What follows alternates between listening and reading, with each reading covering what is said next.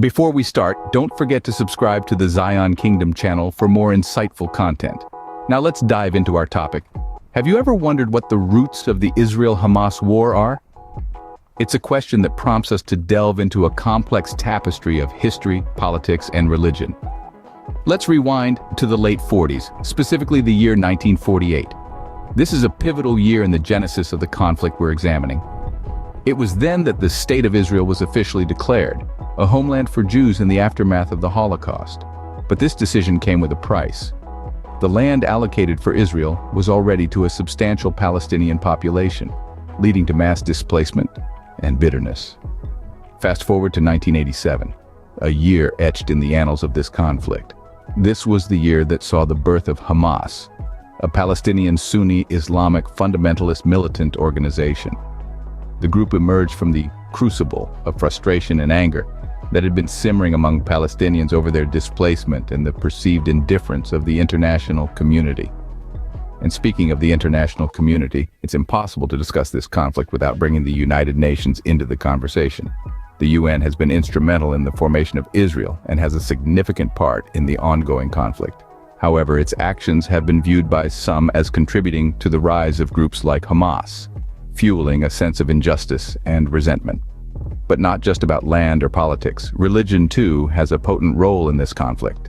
The land that constitutes modern-day Israel is sacred to both Judaism and Islam, adding another layer of complexity to this centuries-old dispute.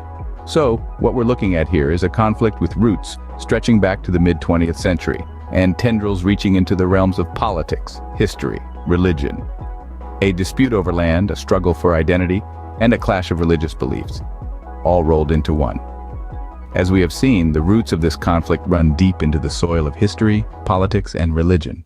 Now that we've explored the origin of the Israel-Hamas war, let's journey back further in time to the birth of Islam and Judaism. Our story begins in the Middle East around 2000 BCE with the birth of Judaism. This ancient faith emerged amongst the Hebrews, who traced their ancestry back to a patriarch named Abraham. It was their belief that God had chosen them as a special people, tasked with spreading the knowledge of a single, all-powerful deity throughout the world. Fast forward to the 7th century CE, and we find the emergence of Islam in the same region, founded by the Prophet Muhammad. Like Judaism, Islam too recognizes Abraham as a key figure, firmly planting its roots in the Abrahamic tradition. Muslims believe that Muhammad received revelations from God, or Allah in Arabic, which were later compiled into the Quran, Islam's holy book. Despite their shared Abrahamic roots, Islam and Judaism have distinct beliefs. For instance, Judaism holds that God's covenant was made with the Hebrew people specifically, and that the Torah, their sacred text, contains laws and teachings they must follow. Islam, on the other hand, teaches that God's final message was revealed to Muhammad, making it a universal faith for all of humanity. It's also important to note the differences in their belief about Jesus. Jews regard Jesus as a teacher or prophet at most, while Muslims recognize him as a prophet and the Messiah, but not the Son of God. These divergent views on Jesus have been a source of theological debate for centuries. In both religions, however, there is a strong emphasis on monotheism, the belief in one God. They also share many similar practices and values, such as the importance of charity, prayer, and leading a morally upright life. Both religions, while having shared roots, have diverged in their beliefs over centuries, leading to a complex tapestry of faith. Now, let's delve into a contentious issue: why Jews and Muslims don't believe Jesus is the Son of God. This question, seemingly simple, is entangled in centuries of religious doctrine, tradition, and interpretation. In Jewish theology, Jesus is considered a teacher, perhaps a prophet, but not the Messiah. This originates from the Jewish understanding of the Messiah as a future Jewish king from the Davidic line, who will rule the Jewish people during the Age of Peace. Jesus, having not fulfilled these prophecies in their view, cannot be the Messiah. Now let's turn our attention to Islam. Muslims respect and revere Jesus. In fact, they consider him one of the greatest of God's messengers to mankind. However, they see him as a prophet and Messiah, not divine. The Quran refers to Jesus as Isa and recounts his miracles, his virgin birth, and his wise teachings. But crucially, it maintains that he was a servant of God, not a part of God himself. These beliefs starkly contrast with Christian views, where Jesus is considered the Son of God, part of the divine Trinity. The idea of Jesus' divinity is a cornerstone of Christian faith, a belief that he was both fully human and fully divine. So we see a spectrum of belief from Jesus as a respected teacher in Judaism, to a revered prophet and Messiah in Islam, and finally to the Son of God in Christianity.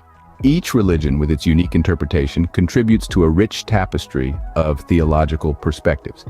Differences in belief about Jesus' divinity have been a source of theological divergence among these religions, but these differences also add to the richness and diversity of human understanding of the divine.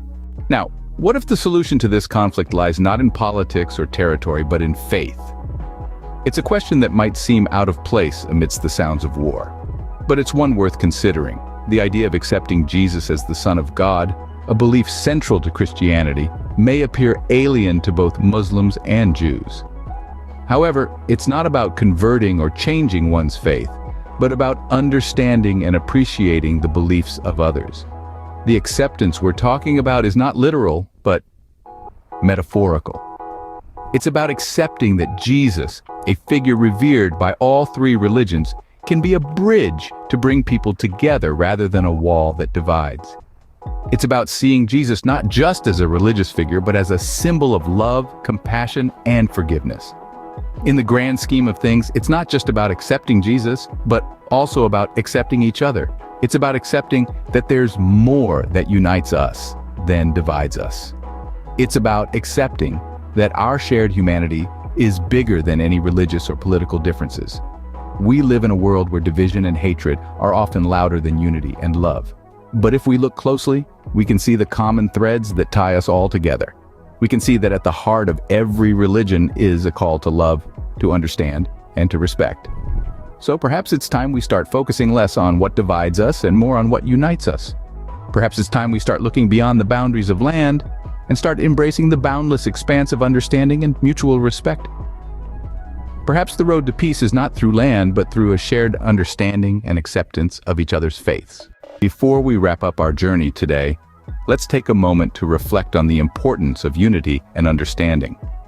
The key to resolving conflicts, whether they stem from religious differences or territorial disputes, lies in our ability to understand and respect each other.